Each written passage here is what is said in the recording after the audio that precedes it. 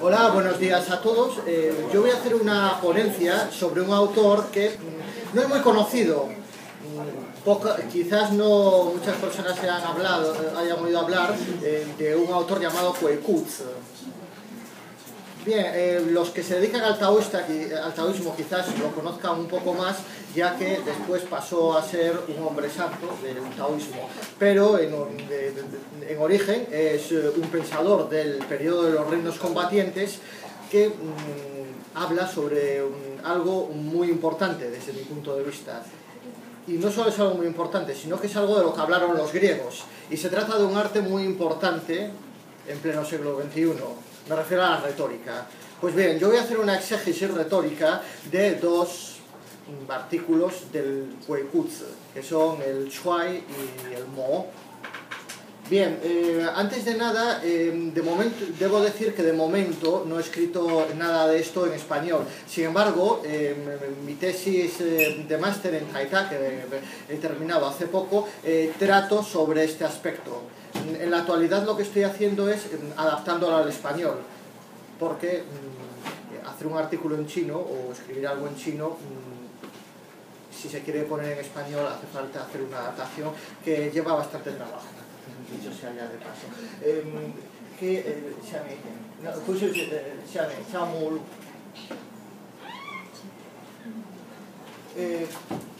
Bien,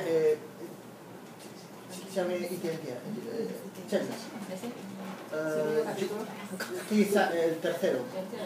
No, está un poco más sí, perdón, más abajo. Un poquitín más abajo, ahí al principio. Eso es, esto que está ahí arriba. Bueno, eso que se puede quitar. Si alguien tiene ganas de ver el artículo completo, que yo espero poder publicarlo en español lo antes posible, pero de momento de lo que voy a hablar está en el tercer capítulo, es decir, a partir de la página 50 y siguientes. Este documento, es decir, mi tesis de máster está en internet, es decir, que si alguien tiene interés por este asunto, lo puede consultar allí. Bien, y dicho esto, ¿qué fan ponencia? Y dicho esto, empiezo a hablar sobre la exégesis retórica del Koekutsu.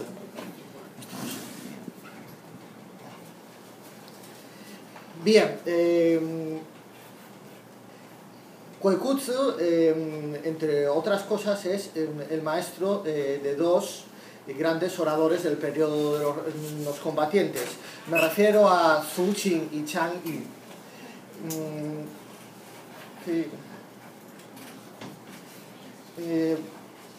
Aunque no se ha trabajado mucho este aspecto, y es más, en lo poco que se ha escrito sobre retórica china, existe la idea de que los chinos no desarrollaron una técnica retórica equiparable a los griegos, ni mucho menos una teoría. Lo cierto es que lo primero que debo decir es que eso no es cierto.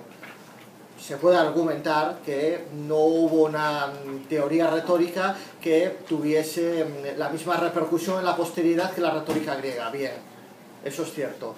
Pero si nos atenemos a las fuentes históricas, es decir, si nos atenemos a lo que pasó en el periodo de los reinos combatientes, no podemos decir que no existía nada parecido a la retórica. Y es más, demostraré en este artículo que el Koekutsu trata sobre un elemento esencial de la teoría retórica, o por lo menos de cómo entendían la retórica los griegos, que es este de aquí, el pathos.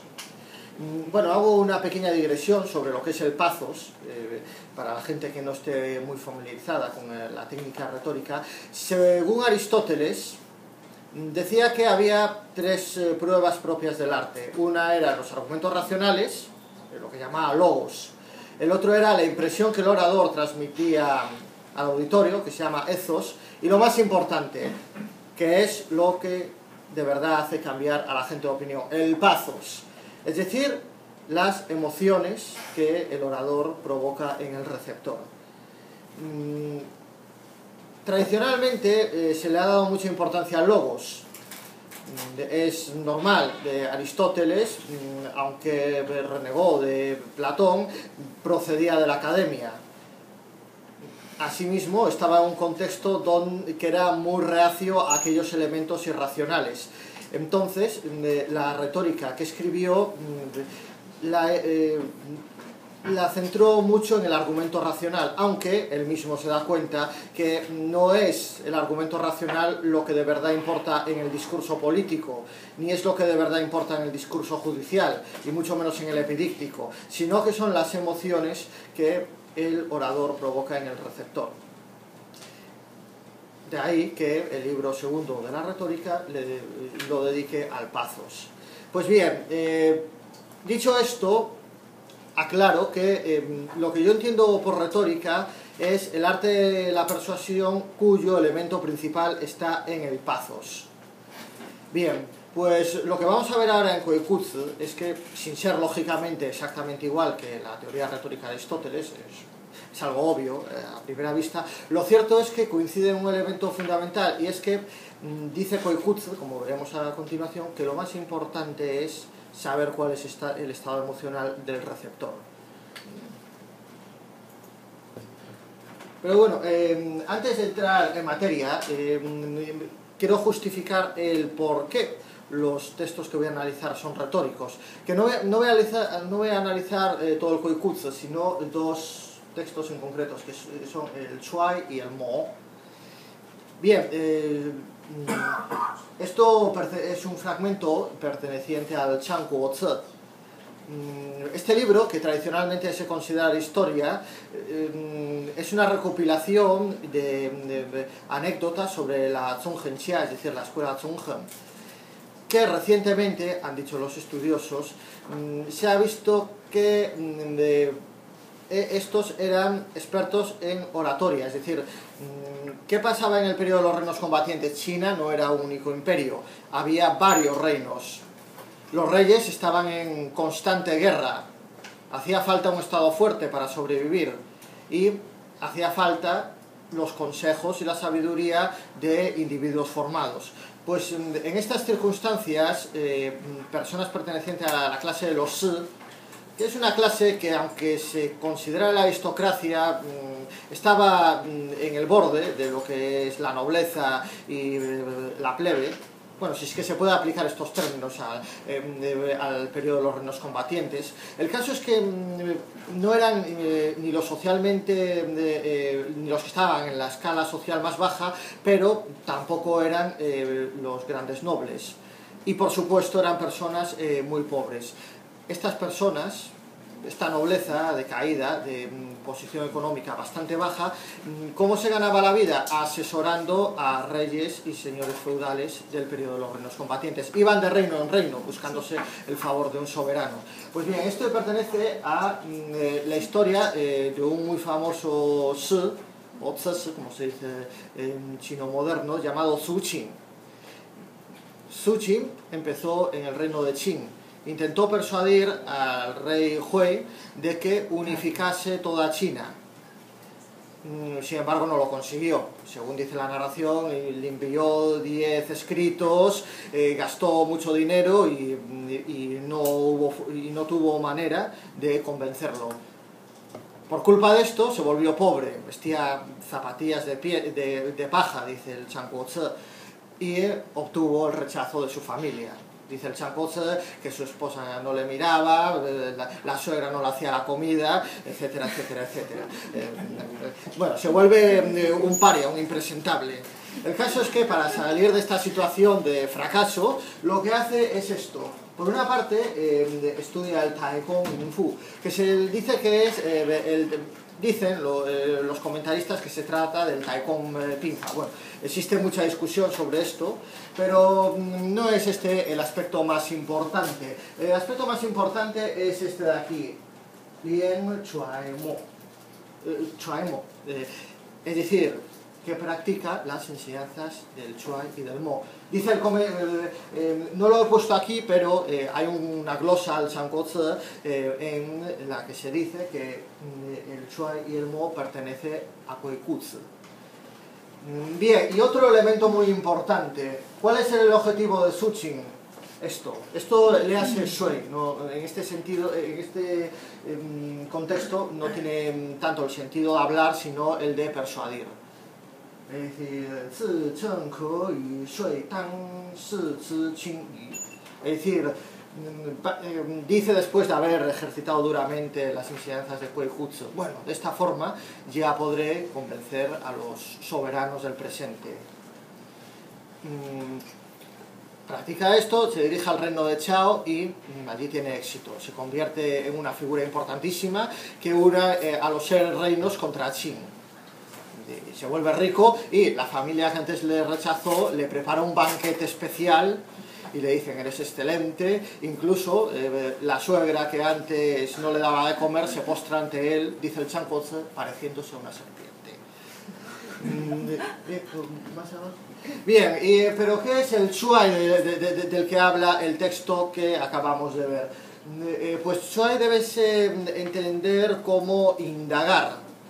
Y Qin, bueno, Qin puede ser muchas cosas, pero en el caso concreto de Kuei-Jutsu significa el estado emocional. ¿Qué es lo que dice Kuei-Jutsu? Que el receptor oculta sus emociones. El receptor nunca te va a decir cómo se siente, nunca te va a decir lo que quiere y lo que no quiere, porque a veces ni siquiera él mismo lo sabe. Entonces, ¿qué debe hacer el buen orador según Kuei-Jutsu? El buen orador debe probar al receptor, debe buscar qué es lo que le gusta, qué es lo que rechaza, qué es lo que puede aceptar, qué es lo que no puede aceptar. Eso es lo que se llama Chuai Qin. ¿Puedo ponerlo más abajo? Dice una cosa muy importante, que según Kuei-Jutsu, una característica del Chuai Qin, es decir, lo que podríamos llamar en términos retóricos puramente, es el buscar el pathos del receptor. Lo que hay que hacer es llevarlo a lo que más le gusta o a lo que más detesta, de tal forma que saca a la luz lo que realmente piensa. Dice Kuei-Jutsu que el éxito de la persuasión está en que el interior se corresponda con el exterior. Guay. Si lo que expresa en el exterior el orador no es lo mismo que lo que siente en el interior, entonces seguro que se fracasará. Bien, y dije antes que a pesar de que muchos estudiosos de la retórica china dijeron que no existía tal cosa en el periodo de los reinos combatientes, lo cierto es que no es así, y eso lo vamos a ver en la siguiente diapositiva. En la siguiente. Eso, sí. Bien, ¿por qué digo que no es cierto que en el periodo de los reinos combatientes no existiese algo similar a la retórica? Pues por esto que pone aquí, Mo Che Chuai Zi Shu. Es decir, que a partir de aquí lo que podemos ver es que a partir de aquí lo que vimos antes en el texto del Changuozi es que el Mo lo define Kuei-Jutsu como el arte del Chuai Qin, es decir, de buscar el pathos del receptor.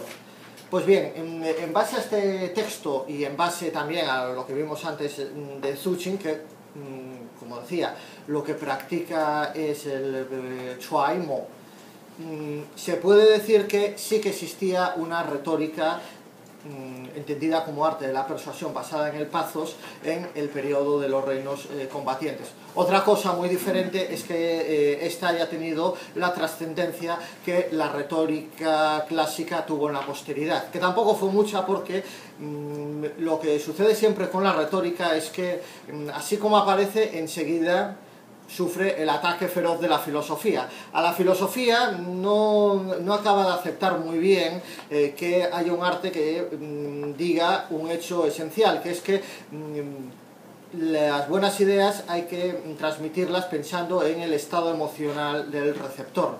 Eso es algo que la filosofía clásica no acepta. En el caso de la China, no critican, la crítica no es exactamente igual que la griega, pero lo cierto es que tanto Sun Tzu como Sima Qian ven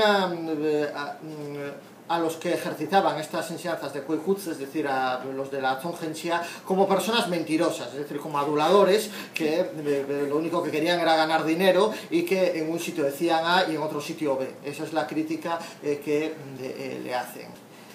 Bien, y acto seguido,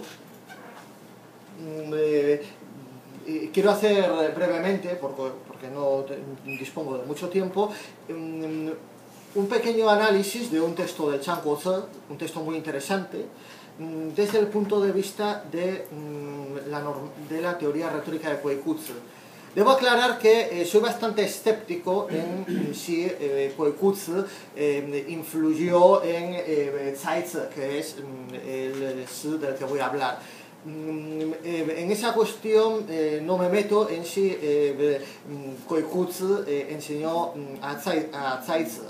Dicen los antiguos que Kuei-Jutsu enseñó a Zhang Yi y Su Qing. Dicen. Si fue verdad o es falso, eso es difícil de saber. No me meto en esa cuestión. Lo que sí creo es que en lo que nos muestra el texto de Zaizi, así como de otro, del Chan Guozi, es que lo que dice Kuei-Jutsu efectivamente era algo que existía. Pues bien, Zaizi convence a Yin Hou, al señor de Yin, lo he traducido, de que deje su cargo. Zaizi procede de otro reino y llega a Qin y se quiere hacer cargo y quiere ocupar el puesto del señor de Yin. ¿Cómo lo hace? Pues primero manda a un amigo, un socio, junto al señor de Yin, diciéndole: Zaizi está por aquí, por Qin, creo que le interesa tu puesto. Él se enfada. Después aparece Zaizi. Zaizi era de una categoría inferior.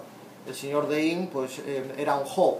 Es decir, no era rey, pero tenía cierta categoría. Que era de esperar que Zaizi le hiciese los li pertinentes. No se los hace. Lo cual enfada más al señor de Yin. Y después Zaizi, desafiándolo todavía más, le dice: bueno, las cosas cuando llegan a su mayor grado de madurez deben retirarse. ¿No sabéis vosotros no pensáis que tres señores llamados San Yan, Pai Qi y el Tai Fu Chong, su muerte era deseada? Bien, ¿quiénes son estas tres personas? Tres personas que llegaron a un grado de éxito notable, pero que no se supieron retirar a tiempo. Entonces se encontraron con problemas. Por ejemplo, Sanya, después de haber reformado la ley de Qin, no se supo retirar a tiempo y fue descuartizado. Etcétera, etcétera. Bien, le dice esto y entonces nos dice el Chan Guozi, ¿se puede...? Más abajo, por favor. Arriba, justo la anterior. Cuando le dice esto, el señor de Yin se siente amedrentado, piensa que lo que le está diciendo Zaizi es que lo va a matar. Entonces Zaizi le dice, reacciona diciendo lo siguiente: bueno, vale, si me queréis matar, adelante, pero que sepáis que nadie me va a reprochar por esto, que yo he sido un gran funcionario en Qin, bueno, funcionario, ministro, como se quiera llamar, digamos que es un quan, y nadie me va, aunque vos me matéis, nadie me va a ver mal por esto. Entonces, siguiente. Sí, entonces, oído esto, Zeitz le dice, bueno, hubo en otra época tres personas, que son las tres que aparecen aquí, que se caracterizan por ser personas desde el punto de vista de los valores tradicionales muy virtuosas. Por ejemplo, cita a Shenzhen Taizi. ¿Quién es Shenzhen? Es un príncipe de Qin cuyo padre se enamora de una sinvergüenza llamada Li Qi. Esta sinvergüenza lo manipula, quiere poner a su hijo en el trono, entonces le manipula y le hace creer a su padre, el rey Xian, que su hijo le quiere destronar, cuando es falso. Pero el hijo, como es muy respetuoso con su padre, no se opone, no hace nada, no le dice a su padre, papá, que te está manipulando. No, lo que hace es, cuando el padre se cree que la mentira que le dice Li Qi de que su hijo le quiere destronar, lo que hace es no hacer nada, al final muere. Entonces, ¿qué es la idea que le dice Zeitz? Que sí, que esas personas efectivamente, sí, la gente se compadece de ellos y cree que son personas virtuosas. Pero el problema es que murieron por vivir bajo el mandato de ineptos. Y termina con algo muy importante, es decir, vale, de acuerdo, estos fueron recordados, pero ¿no fue Confucio una persona virtuosa? ¿Tuvo que morir Confucio para llegar a ser recordado como una persona virtuosa? Le dice esto. Y la reacción del señor de Yin es más abajo. Es esta. Dice sí, tiene razón. Y lo más importante que nos dice la narración es esto. Es decir, esto interprétese como vio una oportunidad difícil de conseguir. Es decir, que ve que esa idea le gusta, es decir, la de que no tiene que necesariamente morir para ser recordado con virtud. Y en base a esto continúa después su argumentación. Al final consigue su objetivo. El señor de Yin le presenta su renuncia al rey de Qin y recomienda a Zeitz. Zeitz está unos años en el reino de Qin hasta que alguien le busca problemas, hasta que alguien le calumnia. Entonces se retira y pasa una vida apacible.